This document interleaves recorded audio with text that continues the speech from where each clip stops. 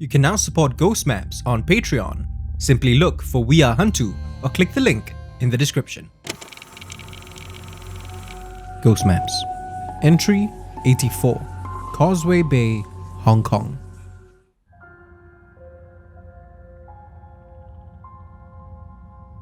"This one, my boy," Augustin says, loudly stirring his drink, his third for the night. "This one takes place in Hong Kong."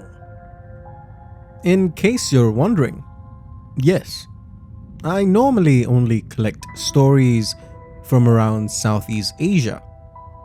I had informed my interviewee, a 75-year-old gentleman named Augustin, of this before we met up this evening. But he's on a roll, and honestly, I just don't have the heart to stop him.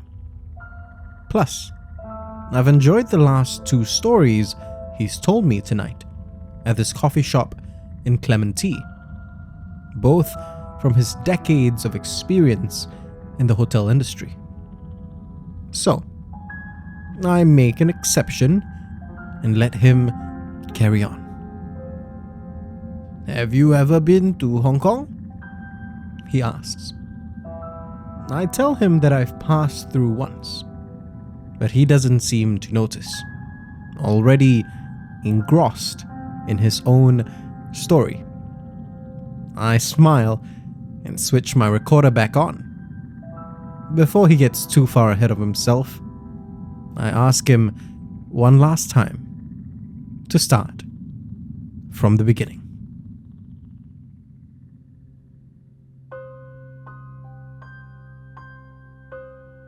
It was 2010. Augustin had been working at a 5-star hotel in Causeway Bay for close to a year by then. Now that he was holding a much more senior position, he wasn't actually required to interact with guests all that much. "Still, I tried to steal some time in the lobby after I was done with my paperwork," he tells me, with a cheeky smile. "This job, after all, is about hospitality."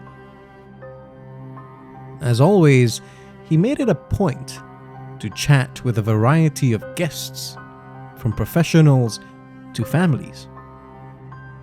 One of these guests was Megan. Megan was a 30-something Filipino woman who had started up an online business 4 years ago. She was in town to speak with investors about a possible expansion. "Don't ask me what her company did though," Augustin says, with a chuckle. "All this internet nonsense. I can't make heads or tails of it." Since she was going to be in Causeway Bay for a while, her husband Leslie and their 6-year-old daughter Michelle decided to join her. The family had been staying in one of the hotel's suites for a week at this point, without incident. During the days, Megan and Leslie would both head out for work. Megan for her meetings, while the company that Leslie worked for had temporarily set him up in the Hong Kong branch. Michelle, meanwhile, would be watched over by a nanny provided by the hotel, a pleasant middle-aged woman named Wintker. Megan and her family chatted with Augustin almost every evening. They would cheerily tell him about how helpful the staff were, and particularly how well Michelle got along with the nanny. All in all, they seemed very happy with their stay so far. Or at least they were. Until one particular night. Megan had just closed a huge deal. To celebrate, Leslie and her figured that instead of working, they take the following day off and spend it with Michelle. That day, the family went from mall to mall, treating themselves to clothes, gadgets, toys, and anything else they fancied. In between their shopping spree, they made sure to indulge in delicious street food too. After all, the area in which the hotel was located was known for its many vendors that served up all sorts of delicacies. Some of the most popular vendors, however, were located a bit off the beaten track. Megan and her family found themselves navigating more than a few mazes of back alleys during their day out. They never encountered anything that seemed like trouble, Augustin tells me. At least, not what they were aware of, anyway. He has a theory, though, that at some point, one of them might have unintentionally knocked over an altar or offerings. In such a bustling city, it was possible that they did so without even noticing. Whatever the reason, Augustin knows that something followed them back that night. After showering and settling down that evening, Leslie and Megan were ready to tuck Michelle into bed in her own room, then get some rest themselves. Michelle, however, didn't want to sleep alone that night, which Megan found pretty odd. Their daughter had always been fiercely independent. When they first arrived in Hong Kong, Michelle was ecstatic that she had her own room here too. But on this evening, their child practically begged her parents to let her sleep in the same room as them. Megan gave in, but went to bed that night feeling somewhat uneasy.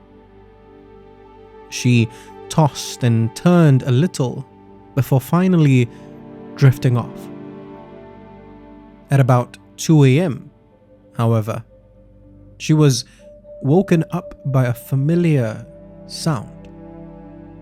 From the far corner of their room, she heard someone typing away at either her or Leslie's laptop. She assumed at first that it was Leslie or even Michelle, but as her eyes adjusted to the room's darkness, she realized two things. One was that there was no glow emanating from the laptop's screen. Even from across the room, there should at least have been some faint illumination. The other thing she realized, though, was that both Leslie and Michelle were still in bed with her. She held her breath and nudged her husband, gently at first, so as to not wake Michelle. When Leslie simply mumbled something in his sleep and rolled over, she tried again, more forcefully this time. Finally, he woke up and asked what was wrong, but fell silent after he saw the look in Megan's eyes and heard the sound of typing as well. Leslie steeled himself to get out of bed and find out what was really going on, when, as suddenly as it had started, the noise just stopped. Megan and Leslie looked at each other, trying to decide if they were both imagining things. A few minutes passed and the couple eventually relaxed a little. Leslie started to think that it was probably the unfamiliar sounds of the city that they heard. Megan began to chalk it up to their minds playing tricks on them, especially after the incredibly busy week that they had had. But then Michelle woke up and slowly, silently at first, pointed to the room that she normally slept in.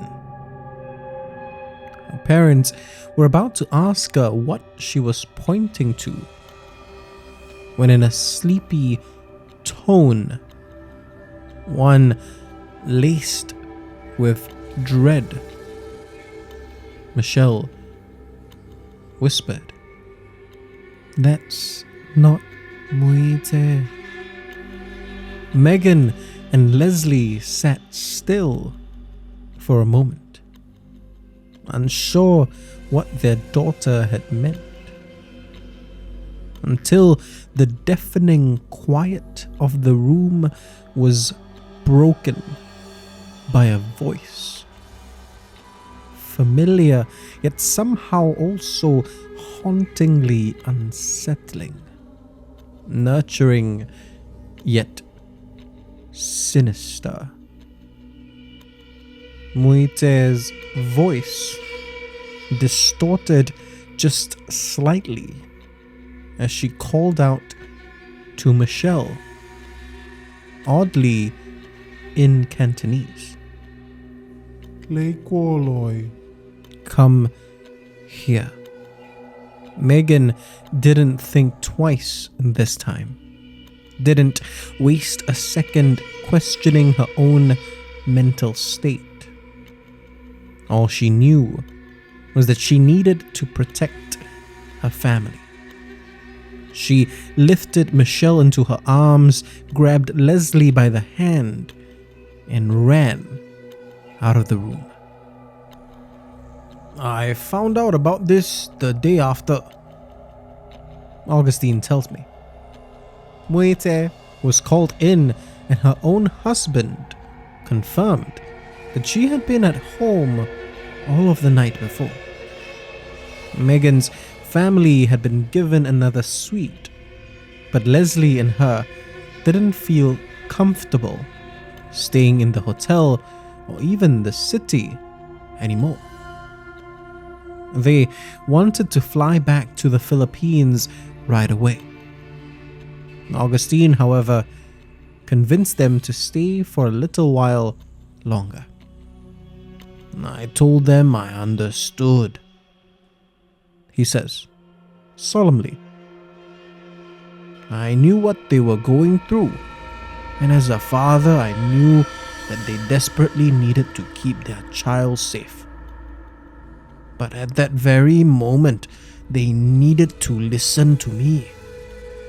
He pauses for a moment, letting out a sigh of relief, then adds, "Thankfully they did." Augustin immediately brought Megan and her family to a specialist in this sort of thing, a priest that he had met shortly after moving to Hong Kong.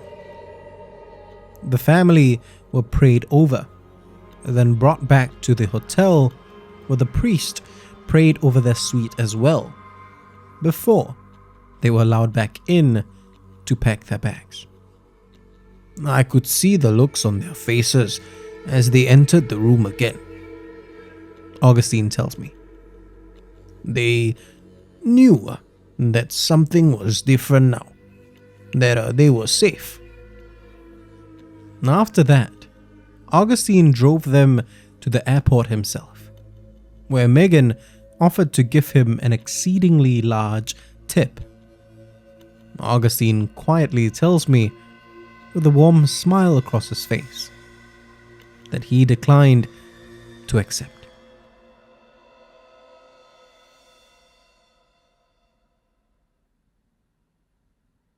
"So, young men, What do you think?